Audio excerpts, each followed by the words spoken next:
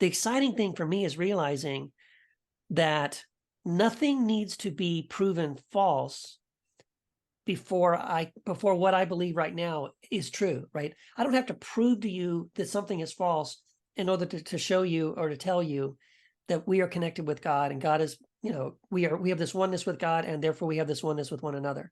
Sure. And that's the exciting thing to me. I don't have to spend any time debating, debunking, quoting a scripture and proving something isn't true.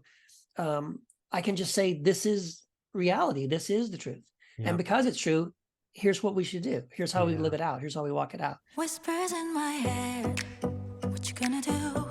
So take it, 기도해. 난 지켜내려 해. 쉽지 않아도 진실한 나만의 beliefs. You know what they say, don't brag about what you have. Hey everybody, welcome back to the podcast. Today we're sitting down with Keith Giles to talk about a few things. And so Keith, welcome back to the show. It's always good to connect. Well, Glenn, it's an honor and a pleasure to be back with you again. Thanks so much for having me back on. Absolutely. So first off, you have a book that you somewhat recently released. It's been a little bit, but the last one, Sola Deus, a follow-up to the previous Sola Mysterium. And so we're going to touch on both of those in just a moment.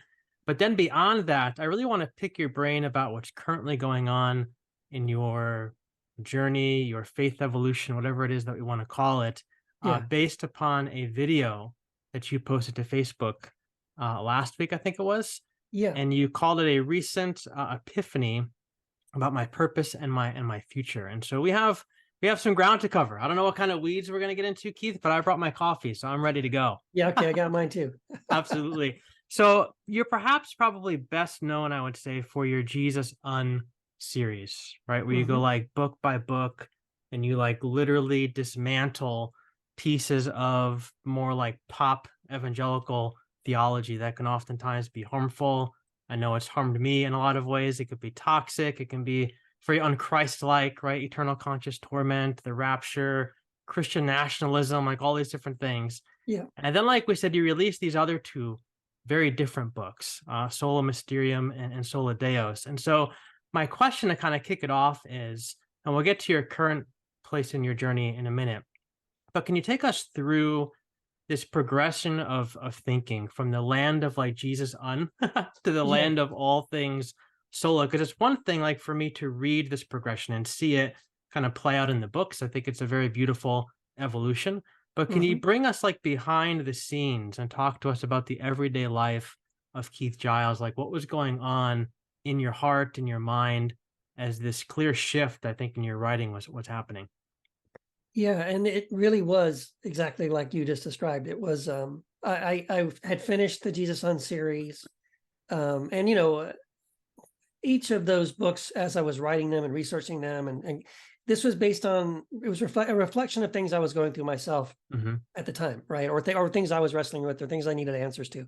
Sure. And so writing the book was more of a way of like just trying to help other people, like trying to leave something behind, for people if they come up the trail behind me, like, hey, here's your little survival kit to get you to the next one, right? Right. And so I did that, and because I genuinely had those questions, and I've been doing this thing called Square One, where I'm helping people walk through their deconstruction and into whatever their reconstruction might look like for them, and it's different for everybody, right? So the books were also kind of a part of that as well, and grew out of conversations I was having with those people. So, when I published Jesus Unarmed, that was the final one in the series, I knew, okay, the series is over. And I was kind of, like you're saying, I was just kind of asking myself, okay, now what? What do I do now as a writer, as a thinker, as, a communicator, like what's next for me? And I think fairly quickly what I realized, because this is something I learned myself walking people through Square 1 and 2, and now there's also a Square 3. I realized listening to them, and also like we're taking an assessment of where I was. The sort of the so what for me after the Jesus series was over, I asked that question, so what, now what?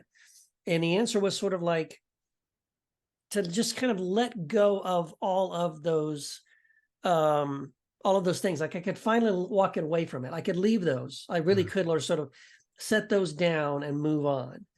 And figure out, okay, so now that I've answered all these questions, now that I know what I don't believe, what is it I'm going to take with me moving forward? And there's something that I say to everybody in Square One, really near the beginning of the course, where I say, in all of your deconstruction of your theology, I recommend you deconstruct, you need to be right about everything. And that was what really stuck with me. Like, okay, yeah, it's not about being right. It's not about information. It's about transformation. So let's move into the transformation piece. And that's where Sola Mysterium came from. It was like, okay, to do that, if you're really going to do that, you have to learn how to embrace mystery. So how do we embrace mystery? How do I embrace mystery? And so Sola Mysterium was really just an exploration of that. It was my goal in that was to help other readers. And again, it's really intended as sort of a phase 2. Like I had people tell me, like, maybe they'd only had read 1 or 2 Jesus Unbooks, and they were like, oh, I can't wait to read Sola Mysterium. And I was kind of like, no, I think you can wait. Just not yet. Finish reading the Jesus Un stuff, because this is, and again, because I think that's necessary. You have to go through that. I had to go through that. Before I was really ready. I was at a place where I was like, okay, now I can let go of this. And this stuff has let go of me, right? It has no hold on me anymore. I can really just move on from this, and I can begin to think about and embrace this idea of the mystery of God, not needing answers for everything. And so that was where Sola Mysterium came from. And Sola Deus flowed out of some things that were still left unanswered for me in Sola Mysterium.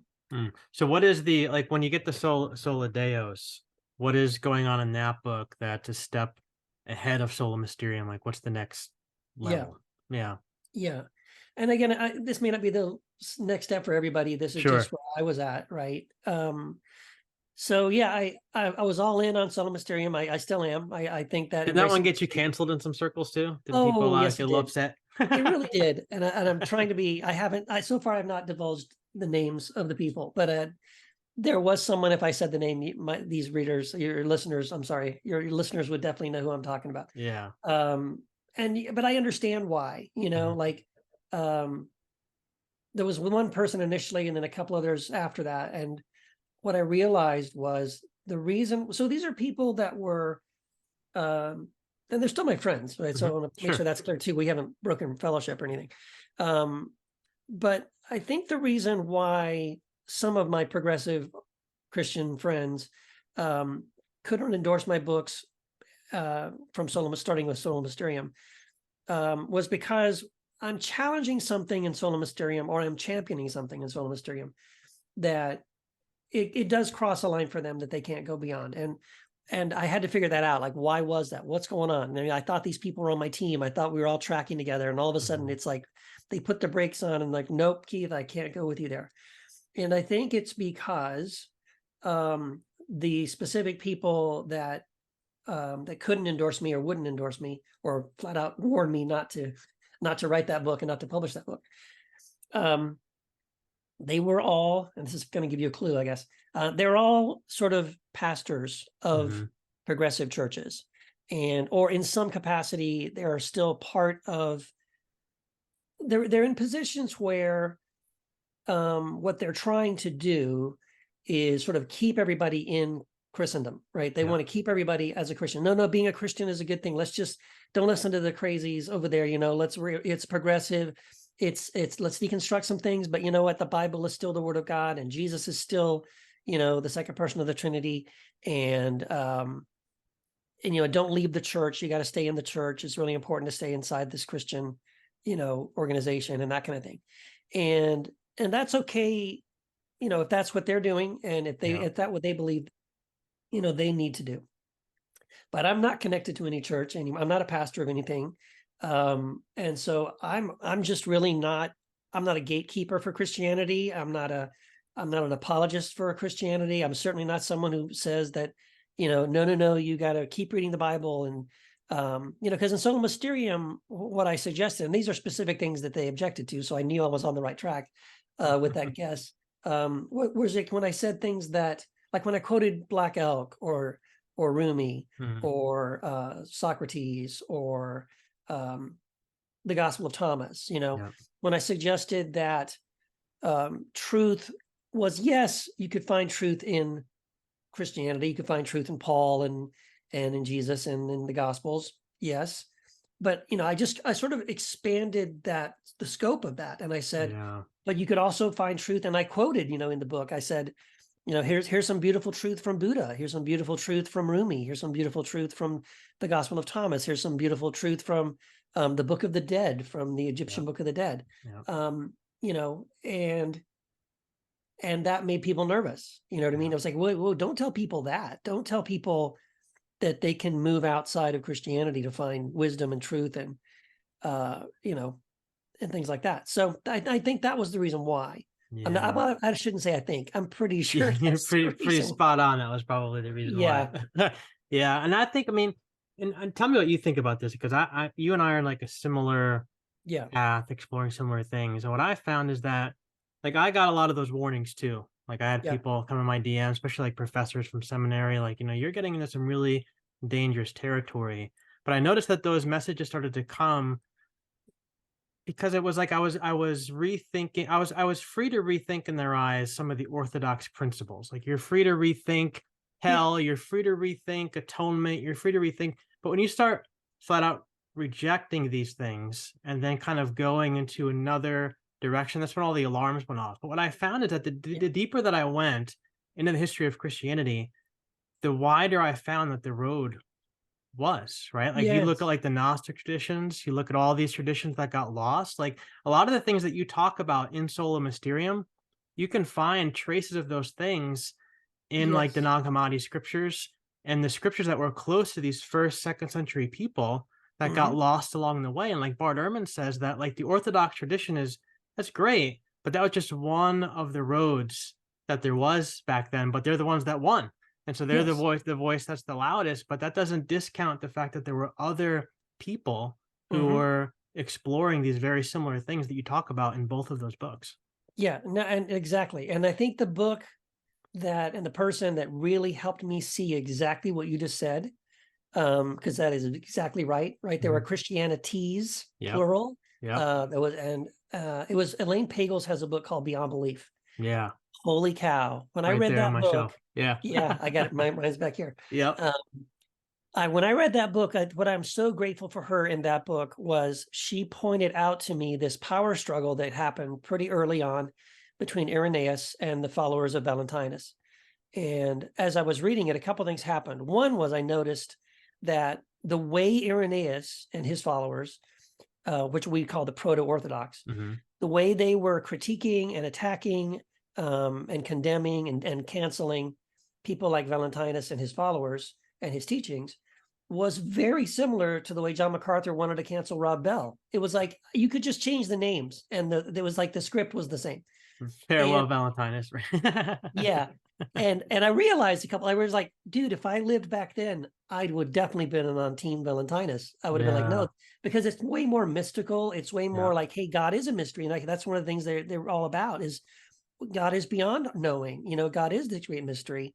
And we don't, until they shied away from this very heavy doctrinal kind of, no, God is in this box and God is only this, kind of a thing.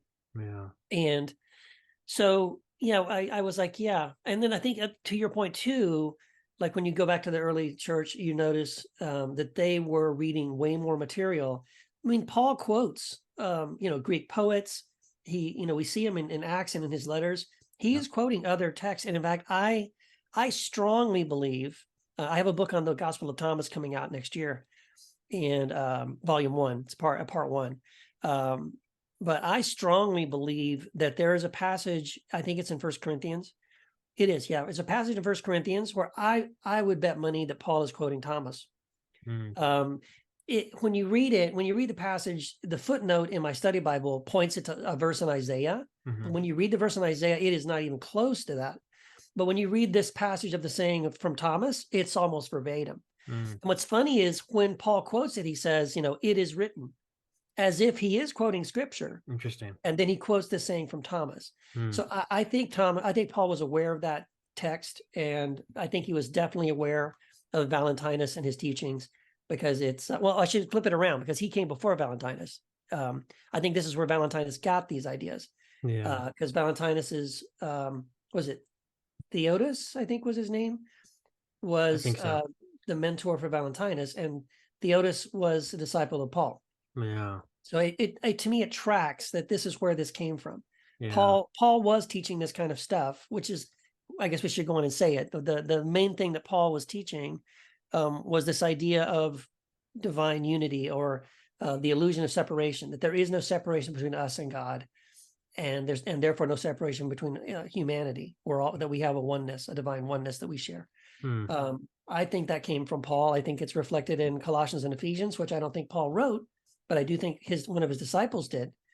And it goes in line with what Theodos and taught Valentinus, and what Valentinus wrote about as well. So, but yeah, you're totally right. So it changed my perspective on early Christianity. It wasn't as rigid as we want it to be, or as it has become now. Yeah. Yeah. For me, the book that did that for me was Ehrman's book, Lost Christianities. Because when I Yeah, first got that book, I'm like, plural Christianity is like, there's more than one. Like, what is this book? yeah. What are you I was talking like about? very new to this whole like line of thinking, and I read the first like chapter, and it just completely blew my mind. And I put the book away because it like scared me. And I was like, this Yeah, is too much for me right now. Like, I'm deconstructing. I don't know if I'm ready to go down this road yet. But then I yeah, took it back out, and I'm like, wow, like this is so amazing to me. And I ran it by Alexander Shaya, who's a very like mystical thinker, very into this whole idea of oneness.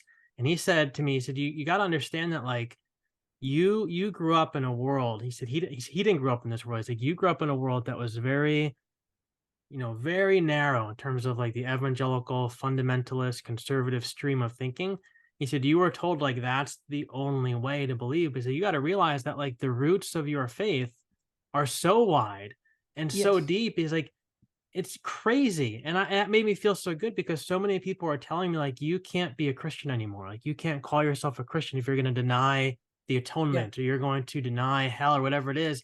But then I started to read this stuff and like really try to get some kind of grasp on what these people really thought. And I'm like, wow, like I can fall in line with a whole lot of these things. I might not fall in one road in particular, but I feel like I can dabble in all yeah, these roads, and yeah. I can therefore call myself whatever I want to call myself, That's exactly right. which is a Christian in this moment. Yeah. Yeah. No, it's exactly right. It's so funny that you had a book like that when you started to read it and you put it down Yeah. because it scared you. My Couldn't book was handle it. Marcus Borg. I was reading Oh. Marcus Borg, and I think it's the book, the title is something like Meeting Jesus Again for the First Time. Mm. And that's the one that I was reading. I was tracking along. I was loving the book. And then I came to this one spot where he was comparing I think it's the Wisdom of Solomon, which is a kind of an apocryphal, book, Old Testament book. And the way it talks about Sophia is verbatim, nearly the way John in the Gospel of John talks about the Logos. Mm. And the implications of that when I was reading it was that, oh, well, wait a minute. Because when the Wisdom of Solomon is talking about wisdom, that's what Sophia is. It personifies wisdom as a woman. Mm-hmm. And then it describes her in these kind of ways, like she was with God in the beginning of creation, right? All this stuff. Yeah. What I realized was like, oh, that could be a metaphor. Like maybe that's not meant to be literal. Mm. And that scared the crap out of me. Yeah. And I had to put it away. But the ironic thing is that when I wrote Sola Deus, I went back and I quoted that exact passage. And now I'm like, I think this is a good thing. This is right. Yeah. Thanks, Mark. Yep. So yeah, it's funny. I kind of came full circle on that. That's me too. Like that book, I've gone back to that book so many times. It's now like one of my favorite books on my shelf is that Yeah. book, because I go back to it all the time, because now I feel like I'm in a place where I'm more free to embrace the things that I was super scared of, back Yes. then. All right. So now take us into today. Let's talk about this video you Yes. posted the other day about this epiphany about your kind of your present and your future, things like that. Because I Yeah. was reading through some of the comments, and it felt like a lot of people were tracking with you. It felt like some people maybe weren't too sure, but take us into the land of today. What's going on in the mind of Keith today? Right. Well, yeah, I'll try to summarize my epiphany that I talked about in the video. Yeah. Well, so I guess I should say like kind of what happened. Like, so I wrote Sola Mysterium. Mm-hmm. I again, everything we just talked about is kind of wrapped up in that. And I wrote Sola Deus, and it was answering some specific questions that I had, which was really just sort of how do we think about God? What is you know, there's a sort of, I think there's sort of a right way and a wrong way to kind of like imagine what God is like. And so I was wrestling with the what I perceived as the differences between pantheism and panentheism. Arrived at a place of feeling like I think the answer is somewhere between, like they're kind of both right. I don't know how, but I think they're both right. There's not one or the other.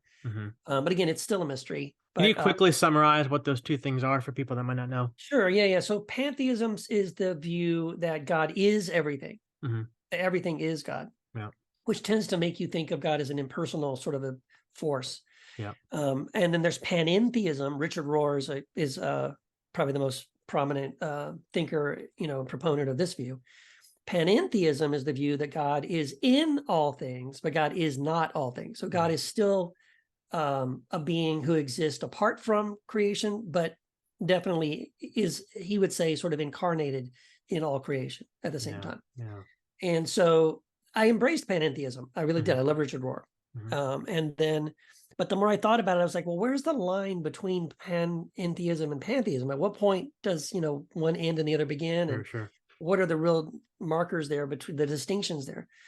And in the process of thinking through that, I started to move into pantheism. Like, no, I think God is everything. And then what pulled me back was a conversation I had with someone where they were like, yeah, but God is relational, right? There's still a relationship with God, right? And for there to be a relationship, there kind of has to be a bit of a God is here and I'm here, even if God is in me. Some degree of separation. Yeah, there has to be some level, at least on the relational level. Yeah. And so that's where I got into like the territory of like, well, I do think that's true. For God to be love, for love to be shared between God and myself and everything. You know, in other words, like it was like that's when I realized there's a Venn diagram and the truth is somewhere on the overlap. You know, it's not this and it's not that, but it's and it's a mystery. Again, I can't explain it, but I just have to let go and say I can't explain it, but that doesn't mean it isn't true. And by the way, I'm very comfortable doing that when I believed in the Trinity, because I would explain it all the time to people and say it doesn't make sense. It's not supposed to make sense. You can't understand it. It just is, and move on. So I'm just going to say this just is. I don't have to explain it. Yeah. Anyway, so that's where I was at. But I will say in the last month or so, well, a couple of months, it's really been probably like 5 months, probably since the book came out. I felt like in my personal life, this was my epiphany. I felt like in my personal life, I came on this massive, incredible aha realization that there is no separation, right? This idea that was, as we were saying, that God is in all things, that we have, that there is no separation between us and God, and therefore no separation between humans and other humans, that we all have this connection, right? Quantum science backs this up. You know, the idea that we perceive the world and the universe as separate things, right? You're there, I'm here. This is my microphone. This is my coffee mug. Yeah. These are all different things. I'm not the coffee mug. I'm not the pen in your hand. You know, we're all very separate and different. Right. That's the way we experience and perceive the world. But quantum science says that that's an illusion, that the reality is there is only one thing in the entire universe, and that's the quantum field. And everything in the universe is an expression of that quantum field.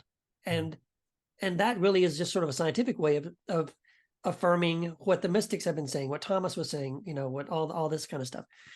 So anyway, I had that realization. I fully believed that. I fully embraced that. But then this slump I was going through for a few months, I realized it's because I had that massive realization, and my response was just kind of like, me.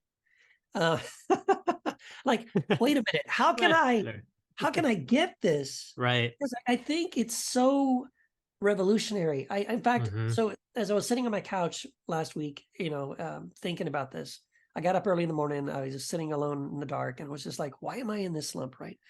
And that this kind of like realization came to me like, oh my gosh, Keith, I think this is what Jesus was actually saying. This was the revolutionary thing that Jesus wanted people to understand. When he starts his ministry in the Sermon on the Mount, he says, metanoia, to change your mind, think different, get ready. I'm going to blow your mind. Ready? Here it is. Yep. The kingdom of God is within you. It's not out there. It's not coming soon. He gives all these examples and parables and stories about that. Like, don't go out into the desert. Don't believe if someone comes later and tells you the kingdom of God is over here. I found it over there. They're lying to you because the kingdom of God is within you and within all of us. Yeah. And that's what is the sort of, if we can metanoia that, if we can get that, if we can awaken to that reality that there is no separation between us and God and the kingdom of God, that also connects us to everyone else. Mm. That if we can get that, the realization, that's what empowers us to love our neighbor Mm-hmm. as ourself. Because when we Yeah. look at our neighbor, we see ourselves. Yep. Yep. That's what allows us to love our enemy. Because now when I look at my enemy, I see myself and I see God. Yeah. I see Christ in that person and I see myself in that person at the same time. And it really completely tears down this us and them mentality, Yeah. this duality, this separation mentality. And if once that's erased, once I can no longer see another human being as separate from God or separate from myself, I think that's how we end poverty. Mm. That's how we stop going to war. Yep. Because how could I go to war and kill someone who is Christ? How could I kill Christ? Right. How could I kill, someone who is myself? Yeah. Yeah.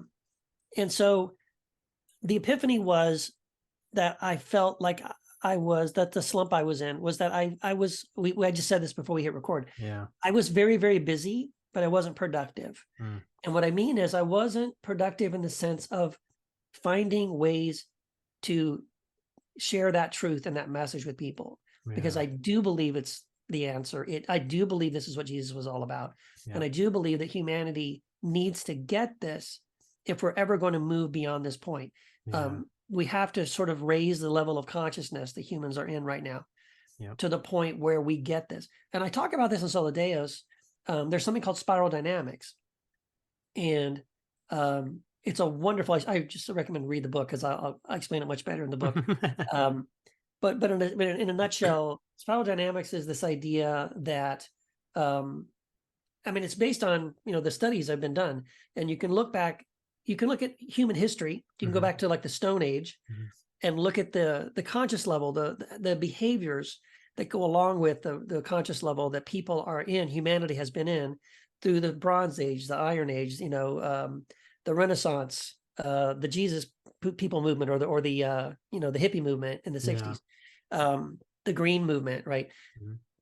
These are levels of consciousness. We can track it throughout history. We can see we are making progress. Now, sometimes we take a step forward and then take a step back, right? Sure. It fluctuates, but in general, overall, humanity is moving slowly but surely towards these higher levels of human consciousness. And in spiral dynamics, the top, I don't want to say the top level, but it's the highest level we have perceived to this point, is this Christ consciousness level. It's the level where you realize that everyone is connected to everybody else. Everybody has the divine spark. And it's the level of human consciousness that allows us to reach this place where we do stop going to war. We do stop an us-them mentality. We do begin to, truly solve these problems of, famine and hunger and things like this. Yeah. So it seems like this is where human consciousness is going. I believe this is where God is pulling us and drawing us into. And it's exactly the things that Jesus said to us. Yeah. So it kind of just lit a fire under me of like, this is my purpose. Yeah. Whatever I do next, it has to be about this. I need to start writing about this. I need to start talking about this. And for myself, I need to, because like once you see this, and again, that I've already proven this is true. It's possible to see this and then fall back to sleep, right? Thomas, and Jesus and Thomas quite often will use this metaphor of waking up, right? Yeah. When he says things like stand up and do this, he's meaning when you wake up, that's what you do. You stand up, right? Because you're laying down when you're asleep. So, it's standing up, open your eyes. But once your eyes are open and once you're awakened to this, as long as you're awakened to it, yes, you can begin to live this way and relate to others this way and be sort of this seed of the kingdom, or this pinch of yeast in the dough that covers the whole lump of dough. But it's possible to fall back to sleep. And I think that's what I had done. I had the big aha, and then I just kind of went ho hum. And then it's like, I think I woke up again and I realized this is what I need to be doing. And I'm very, very excited about what that's going to look like moving forward. Yeah. I imagine it's hard because, I think of you, and like I said, you're known for that Jesus series. You're known for these courses that you do, these groups that you're leading about deconstruction, like that has been your world Yes. for quite a while. Yes. And now you have evolved in a sense in terms of your consciousness, your ideas, things like that.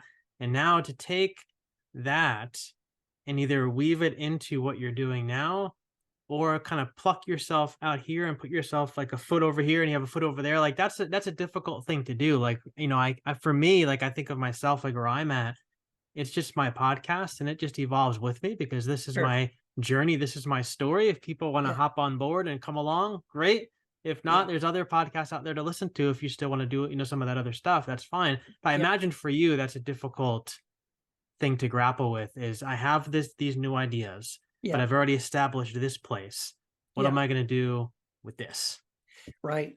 You're right. It is a challenge. And I think the biggest challenge for me is that, I've moved on from where I was in the Jesus Son series. And even if you read the whole series, you'll notice it. People send me messages all the time. Like if they read them out of a certain order, you know what I mean? Like Untangled was the first one. So if they don't read that one until the third or fourth or fifth book, I'm saying things in Untangled that I've already contradicted in other books later on. So I'm changing, I'm evolving, I'm growing, right? Yeah.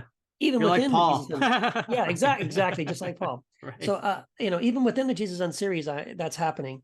And like you said, I've definitely moved beyond that now. And my concern isn't really for myself. My concern more is for people who would who I think could get a great benefit from the Jesus Son series or one of my courses or something, but who will say, because of what I'm saying now, that will seem scary to them, like Marcus Borg did to me and Bart Ehrmansberg did to you. They'll be like, oh, not that guy. And then they won't be able to, access some of these things, these resources that I've created that it really still can't help them. But I'm not really worried. So that's my only concern. But for myself, it's sort of like, this is where I am. I have to be honest. I have to be true to what my journey now. And so I know I'm going to lose some people. I've already lost some people. But I know I'm going to pick up, new people they're going to hear what I'm saying. And they're going to be like, yes, that's it. Okay. And I mentioned this in the video we're talking about, but there's a little piece of paper I keep in my wallet. And I love Socrates. I was a philosophy minor in college and Socrates was like my favorite. I love Socrates. And there's a little saying of Socrates I keep in my wallet. And it actually, it came up in my epiphany. I was like, I was reminded of this saying. And it's that he says, the secret of change is to focus your energy, not on fighting the old, but on building the new. And that saying took on a new meaning for me after my little epiphany, because I realized that Jesus Son series was all about fighting the old. And it was necessary. I do think I had to do it. I don't think I could get where I am now if I hadn't done that. But I realized that that's what that is, right? That's me saying this old theology, this old system, this old way of thinking, this evangelical toxic theology. Here's why it's wrong. And I have 7 books showing you how each of these things, I'm trying to correct all these things. But here's the thing. I've done that now. I've done it and I can let it down and I can move on. And now I can move on to what Socrates says is the most important thing when you're moving towards change and you want to focus on change, it's to build the new. And that's what is the excitement for me is like, I am building something new. And I think I say in the video this too, that the exciting thing for me is realizing that nothing needs to be proven false before what I believe right now is true, right? I don't have to prove to you that something is false in order to show you or to tell you that we are connected with God and God is, we have this oneness with God and therefore we have this oneness with one another. And that's the exciting thing to me. I don't have to spend any time debating, debunking, quoting a scripture and proving something isn't true. I can just say, this is reality. This is the truth. And because it's true, here's what we should do. Here's how we live it out. Here's how we walk it out. And that's really cool. I'm really excited about that. That's awesome. I feel like, for me, like I've been calling it like deconstruction 2.0 because I've been telling people like, I still feel like I'm deconstructing. I don't feel like that's it. You never arrive. You don't get a certificate of you're fully deconstructed now and you've arrived. Like it just keeps on going. But I feel like you deconstruct like at different levels. And I feel like it's almost like an onion. Like for the first 4 or 5 years, I was at levels 1, 2, and 3 of the onion. But now I'm in this place, like it looks different. It smells different. Yeah. It feels different, but at the same time, like you said before about mystery, like the whole idea of oneness, I don't understand. It doesn't really make a whole lot of sense to me on Yeah. a intellectual level. Right. And 5 years ago, that would have bothered the crap out of me. Like I would Right. have been not been able to sleep. I would have been having anxiety about it. But now I'm Right. like, I look back on those maybe 5 years ago and realize that all of that mystery was actually a really good thing. And so Yes. now I find myself falling back on that and saying, oh, like I don't understand this. That's a good thing because it's going to take me somewhere much better than where I am right now. And so I kind of Right. embrace that mystery as opposed to 5 years ago, I was trying to reject it because I wanted to have those answers and have an Yeah. understanding of these different things I was questioning. Yeah. No, and that's why I think it's all those things that have happened before had to happen, right? I had Yes. to go through that deconstruction process to get to where I am now. And I'm grateful for that. But like you Yeah. said, I totally agree with you. It's like it's funny because even in square one, I used to always tell people, they would ask me, when does deconstruction end? And I would say, well, never. Right. You should always be questioning. You should always Yeah. be learning and growing. You should always be open to the possibility that you're wrong about something Yeah. so that you're open to learn something new. Yeah. And I said that not knowing that this is where I was, what it was. But Surprise. yeah, but I love what you were saying too about, how the older version of you in deconstruction, it would have driven you crazy to not understand it, right? So Yeah. I literally I talk about this in Sola Deos, but I actually have it. I have keep it by my desk. This is a napkin that I drew on. I literally drew on a napkin, trying to make sense That's of amazing. this idea of non-duality, like because Jesus says this thing, right?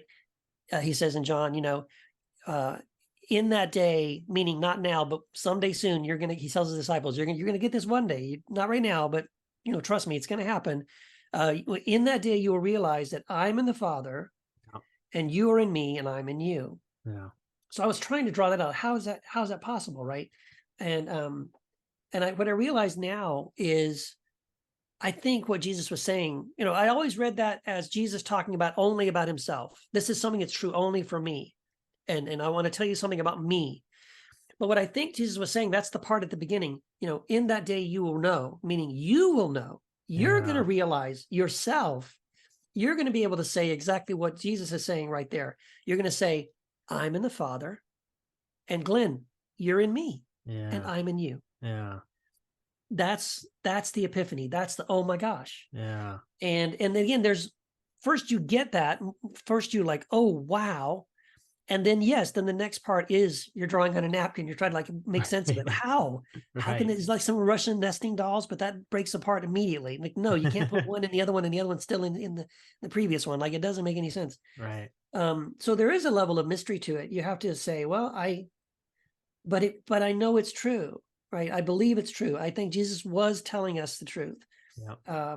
And again, now that I see things going on in quantum science and quantum physics that are beginning to echo what the mystics have been saying, what Jesus was saying, what Buddha was saying, what Rumi was saying, it's like, yeah, I do think this is a revolutionary truth that can help humanity kind of enter this raised level of consciousness where we start living like and looking like Jesus. Yeah. We really are starting to, I think that it would empower us, I think, to learn to love one another this way and to see each other with this connection and this brotherhood or sisterhood, this oneness that we all share because of our connection with God. Yeah.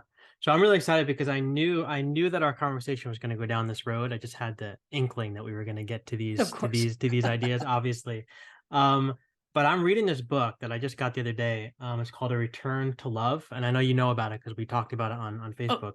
Yes. But I was reading this yesterday and I said to myself, I know our conversation is going to go here and I have to read this to Keith because please. I have to. And I have to read it for you and our listeners. And I want everybody to hear this because this blew my mind. Like I was sitting in Starbucks yesterday with my coffee and I just sat there and I stared at this for like 10 minutes, like napkin type experience. Like, I don't know what to do with this because it blew my mind, but in all the best kind of ways. So I'm going to read just a couple excerpts from these 2 pages and then we'll just get your reaction and see what, if you have the same reaction that I did. So it's by Marianne Williamson. And again, A Return to Love. Let's see. Let me see where I want to start. Okay. So if you went deeply enough into your mind, and deeply enough into mine, there is a level that we share. But we could go a step further. If you go deeply enough into your mind and deeply enough into mine, we have the same mind. The concept of a divine or Christ mind is the idea that at our core, we are not just identical, but actually the same being. There's only one begotten Son, the Bible says. Doesn't mean that someone else was it, and we're not. It means that we're all it. There is only one of us who is here. We're like the spokes on a wheel, all radiating out from the same center. If you define us according to our position on the rim, we seem separate and distinct from one another. But if you define us according to our starting point, our source, the center of the wheel, we're a shared identity. If you dig deep enough into your mind and deep enough into mine, the picture is the same. At the bottom of it all, what we are is love, just as God is love. The word Christ is a psychological term. No religion has a monopoly on the truth. Christ refers to the common thread of the divine love that is at the core and essence of every single human mind. The love in one of us is the love in all of us. There's actually no place where God stops and you start, and no place where you stop and I start. Love is energy, an infinite continuum.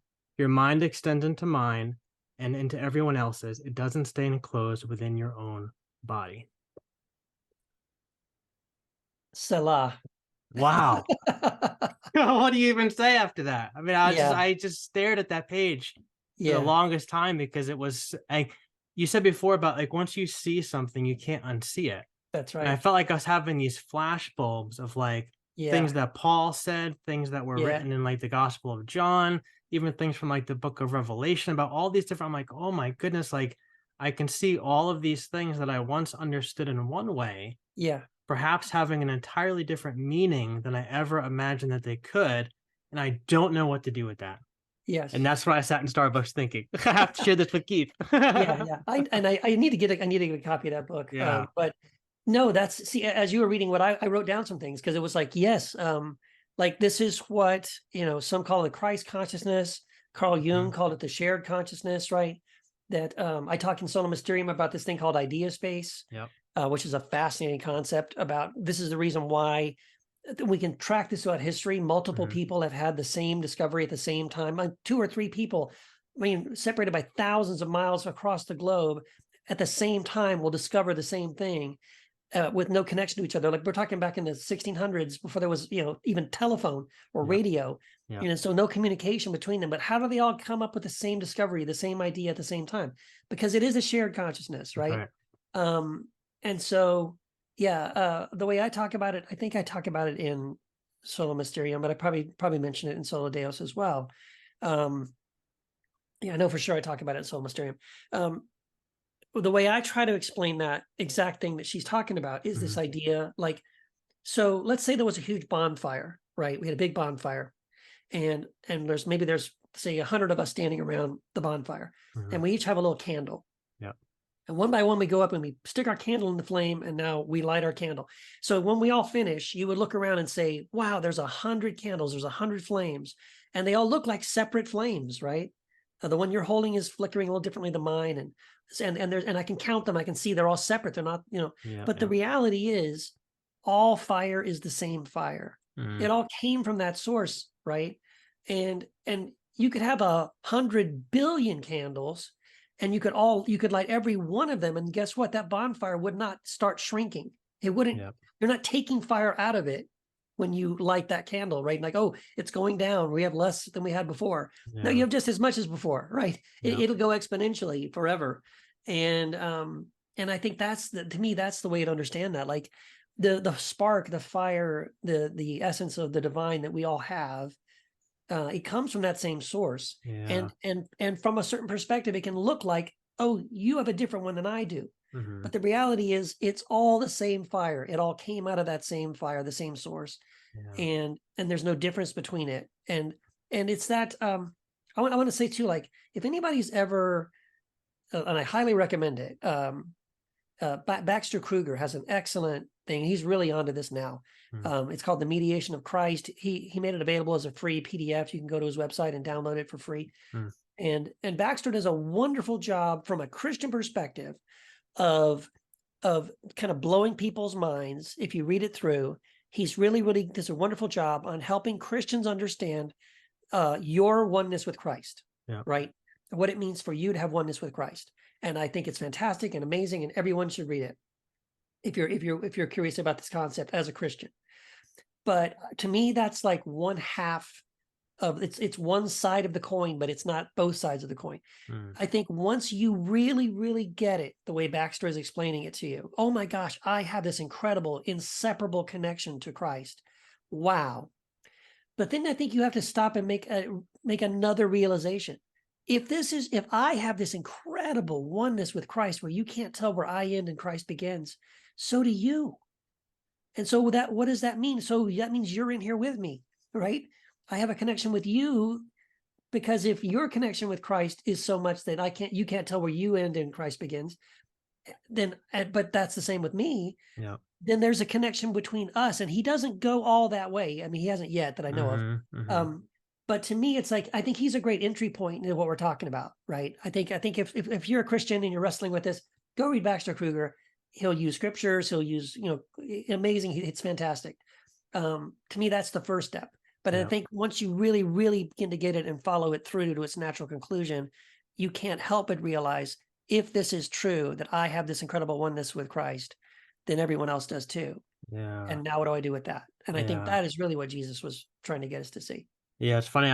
We were picking up my daughter yesterday from school. My wife and I were in the car in the pickup line, and we were waiting, for the bell to ring, whatever. And I was telling her about this thing I just read you, and I'm trying to explain it to her because I didn't have the book with me. And I'm like, I'm all over the place. She's looking at me like, this is crazy talk. But then I said to her, I'm like, so don't you see, like, this is the solution. Like you said earlier, this is the solution to the wars. This is the solution to all this gun violence that we have. This is the solution to everything, because if we take all of that we just talked about and we say that this is reality, this is it, then when I look at you, like you said, I see three things, right? I see like a trinity of things. I see Keith Giles, but I also see God, because the same breath of God that's in you is also in me. But then I also see myself, because the very same God stuff that's flowing through me, like the fire you talked about before, is flowing through you. And therefore, I can't possibly hate you. Right. I can't possibly want to hurt you. I can't possibly want to do any of those things to you, because I see you, I see God, and I see myself when I look at you. That's right. And if we could collectively grasp that, imagine what we could do. If we could invest our energy in grasping that, as opposed to our energy in war and fighting and all these different things, imagine the change that we could bring. Right. I 100% agree. And I think this is the reason why I realized, like, whatever this next deconstruction 2.0 looks like for me, it's about building the new, and that's it. It's helping people to get that and see that, because I think it's the answer to everything. I even wrote that down. I said, this is the answer to everything. That's it. Maybe that's your third book. Maybe that's it's Sola 3. I don't know what you're going to call it, but you have another one coming out, right? I already have that worked out, but there will be a book on this down the road. Yeah. There you go. Awesome. Well, Keith, we're just about out of time, but thank you so much for getting in the weeds with me. Thanks for the work you're doing. Thanks for being a friend. Thanks so much, Glenn. Love you, man. Whispers in my head, what you gonna do? So take it, kid, away. 왼치켜 내려 해. 쉽지 않아도 진실한 나만의 beliefs. You know what they say, don't brag about what you have. Be careful and be humble, otherwise you should be ready to stumble. You know what they say, 자신감이 안